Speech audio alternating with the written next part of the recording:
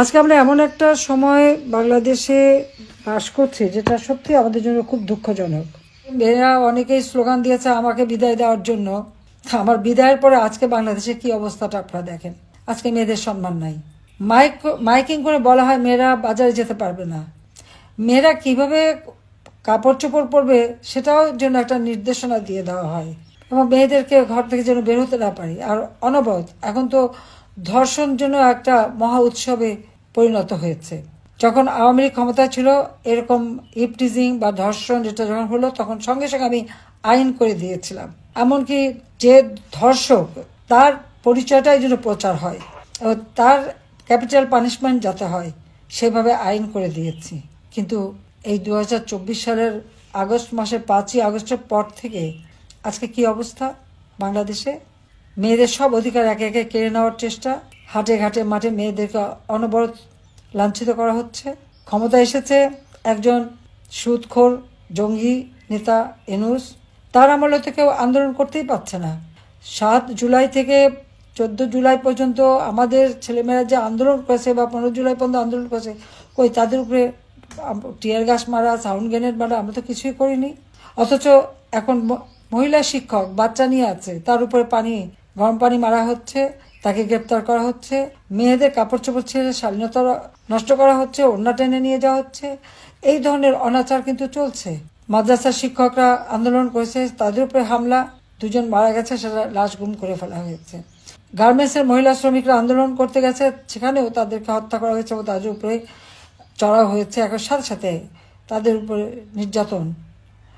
ছাত্ররা আন্দোলন করে, সেখানেও নির্যাতন। আজকে আমাকে কেউ স্বৈরাচার বলে, তাহলে আপনার বিচার করে দেখেন তো স্বৈরাচারটা কে। আমি তো সহনশীলতা দেখিয়েছি, আন্দোলন করেছে, সংগ্রাম করেছে, আমরা সহনশীলতা দেখেছি, আলোচনা করেছি, ছাত্রদের সব দাবি মেনে নিয়েছি। দাবি মানার পরেও তাদের এক দফা আল্লাহ রাব্বুল আলামিন বারবার বাঁচিয়ে দিয়েছেন। এটা বাংলাদেশের মানুষের জন্য কিছু ভালো কাজ করার জন্যই তিনি এবারেও আমাদেরকে রক্ষা করলেন। কিন্তু আমি যেখানেই থাকি, যত দূরেই থাকি, আমার মনটা বাংলাদেশেই আছে। আর আমাদের নারী সমাজ আজকে যেভাবে নির্যাতিত নিগৃহীত হচ্ছে আমি তার নিন্দা জানাই। এবং এই ডক্টর ইউনূস তো রাষ্ট্র চালাতে সম্পূর্ণ ব্যর্থ, রাষ্ট্র পরিচালনা ব্যর্থ। তিনি নারীর ক্ষমতায়নের কথা খুবই বলেন, দারিদ্র বিমোচনের কথা বলেন, কিন্তু কতটুকু দারিদ্র বিমোচন করতে পেরেছে। আজকে বাংলাদেশে যে দারিদ্র বিমোচন হয়েছে সেই 41 ভাগ থেকে 18 ভাগে নামিয়ে আনা, সেটা কে এনেছে? আওয়ামী লীগ সরকার ক্ষমতা আসার পর এই দারিদ্র বিমোচন হয়েছে। হত দরিদ্রের সংখ্যা ছিল 25.1 ভাগ, আমরা তা 5.6 ভাগে নামিয়ে নিয়েছিলাম। এবং আমার লক্ষ্য ছিল যে বাংলাদেশের একটি মানুষও ভূমিহীন গৃহহীন থাকবে না। আমি যে আশ্রয়ণ প্রকল্পে ঘর বাড়ি তৈরি করে দিচ্ছি, সে 96 সাল থেকেই পর্যন্ত যাদের দিচ্ছি, সব জায়গায় আপনারা দেখবেন নারী পুরুষের ওই ঘরে 2 কাঠা করে জমি এবং ঘর, সেখানে কিন্তু নারী পুরুষের সমান অধিকার দিয়ে দিয়েছি। এবং যদি কোনো সময় বৈবাহিক জীবনে কোনো সমস্যা দেখা দেয়, তাহলে ওই বাড়ির মালিক কিন্তু ওই নারীরাই হবে, আমি সেটাও নিশ্চিত করে দিয়েছি। অর্থাৎ আমার দেশের নারীরা তারা নিরাপদে থাকুক, তারা নিজেদের জীবন জীবিকা যথাযথভাবে করতে পারুক, সবসময় সেই চেষ্টায় আমি করে গেছি, সেই পদক্ষেপই আমি নিয়েছি। এবং যা বলতে গেলে আমার মায়ের কাছ থেকে শেখা। একটা সমাজের দুটি অঙ্গ নারী পুরুষ সমানভাবে যদি এগিয়ে না যায়, তাহলে সে দেশ কখনো উন্নত হতে পারে না। আমরা দুপায়ে চলি, আমার এক পা যদি খোঁড়া থাকে তা তো আমাকে খুঁড়িয়ে খুঁড়িয়ে চলতে হবে। আর সমাজেও সেই অবস্থাটা, কাজে সেদিকে লক্ষ্য রেখেই শিক্ষা দীক্ষা কর্মক্ষেত্রে সব জায়গায় যেন আমাদের নারীদের সমানভাবে তারা এগিয়ে যেতে পারে, তাদের সেই স্বাধীনতা যেন থাকে, সে ব্যবস্থাটাই আমরা করেছি। কমিউনিটি ক্লিনিকে সেখানে কিন্তু সব থেকে বেশি মেয়েরা চাকরি পায়। এখন দেখলাম তাদের বেতন ভাতা সব বন্ধ করে দিয়েছে। কেন বন্ধ করবে? যেখান থেকে সাধারণ, বিশেষ করে মেয়েরাই তো বেশি লাভবান, তাদের তো আর কারো মুখাপেক্ষি হয়ে থাকতে নাই, হেঁটে যেয়ে তারা চিকিৎসা নিতে পারে, সেই সুযোগটাও এরা এই ইউনূস সরকার এসে বন্ধ করে দিতে চাচ্ছে। যে কাজটাই করি সেটাই ধ্বংস করতে হবে, দেশটাকেই ধ্বংসের দিকে নিয়ে যাচ্ছে। কাজে আমি আমার বন্ধুদের বলবো এই নারী দিবসের সকলের কণ্ঠ সোচ্চার করতে, যে আপনারা সোচ্চার হন এবং রুখে দাঁড়ান।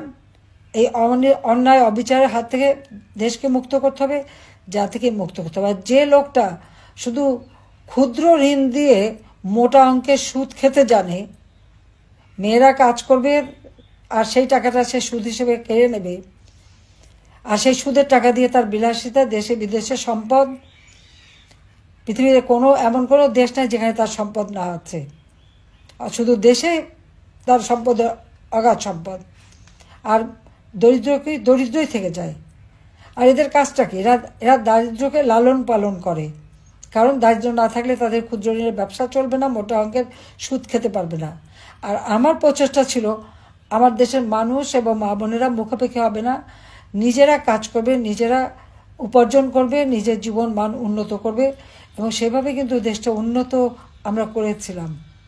বাংলাদেশ বিশ্বে একটা উন্নয়নের রোল মডেল হিসেবেই কিন্তু প্রতিষ্ঠিত হয়েছিল। আজকে সমস্ত অর্জনগুলি একে একে ধ্বংস করে দিচ্ছে। বাংলাদেশ এখন ধ্বংসের কিনারে। জঙ্গি, যত সন্ত্রাসী, তাদেরকে জেলখানা থেকে মুক্ত করা হয়েছে। আর আমাদের আওয়ামী লীগ নেতাকর্মী, সাংবাদিক, সংখ্যালঘু সম্প্রদায়, ডাক্তার, কেউ বাদ যাচ্ছে না, পেশাজীবী, তাদেরকে গ্রেপ্তার করে বন্দি, হত্যা করে, একদিকে হত্যা করছে, একদিকে মামলা দিচ্ছে, একদিকে বন্দি করছে। এমনকি আমাদের নারী সাংবাদিক, তারাও তো রেহাই পাচ্ছে না, তাদেরকেও গ্রেপ্তার করা, তাদের বিরুদ্ধে মামলা। চাকরি হচ্ছে যেখানেই আমাদের সরকারি বা স্বায়ত্তশাসিত প্রত্যেক প্রতিষ্ঠান থেকে, এবং পুলিশ বাহিনী, এমনকি সেনাবাহিনীর অবসরপ্রাপ্ত অফিসার হোক আর যে হোক, প্রত্যেকে চরমভাবে অপমান করা হচ্ছে। তাদের বিরুদ্ধে মামলা দেওয়া হচ্ছে, মিথ্যা মামলা, তাদের কারো পাসপোর্ট বাতিল করা হচ্ছে, নানাভাবে মানুষকে হয়রানি করছে। এভাবে যদি সব ক্ষেত্রে হয়রানি করে, তাহলে একটা রাষ্ট্র পরিচালনা করবে কিভাবে? শুধু নিজেরা বসে বসে ক্ষমতার ভাগরুটি খেলেই চলবে? একজনের তো ইতিমধ্যে আঙুল ফুলে কলা গাছ হয়ে গেছে। কাজে এই অবস্থায় একটা দেশ চলতে পারে না। কাজে আমাদের আজকে বোনেরাও, নারী সমাজকেও রুখে দাঁড়াতে হবে এবং সকলকে সাথে এগিয়ে যেতে হবে, যাতে করে এই বাংলাদেশটা, আমরা এই দেশের যে স্বাধীনতা অর্জন করেছি, আমাদের স্বাধীনতার সংগ্রামে নারী পুরুষ নির্বিশেষে সবাই কাঁধে কাঁধ মিলিয়ে কিন্তু রণক্ষেত্র থেকে শুরু করে সব জায়গায় সমানভাবে কাজ করে গেছে। কাজে এই দেশ আমরা লাখো শহীদের রক্তের বিনিময়ে অর্জন করেছি। জাতির পিতা বঙ্গবন্ধু শেখ মুজিব আমাদের স্বাধীনতা দিয়ে গেছেন। কাজে এই স্বাধীনতা এবং বাংলাদেশের অর্থনৈতিক অগ্রযাত্রা বারবার যারা ব্যাহত করছে, সেই সুদখোর জঙ্গি শাসক ইউনূস এর হাত থেকে দেশকে রক্ষা করতে হবে, নারী জাতির সম্ভ্রম রক্ষা করতে হবে, নারী জাতিকে রক্ষা করতে হবে এবং দেশকে এগিয়ে নিয়ে যেতে হবে। সবাই ভালো থাকেন, সুস্থ থাকেন এবং রমজান মোবারকবাদ জানাচ্ছি, আগাম ঈদের শুভেচ্ছা জানাচ্ছি। সবাইকে আমার আন্তরিক ধন্যবাদ। জয় বাংলা, জয় বঙ্গবন্ধু, বাংলাদেশ চিরজীবী হোক।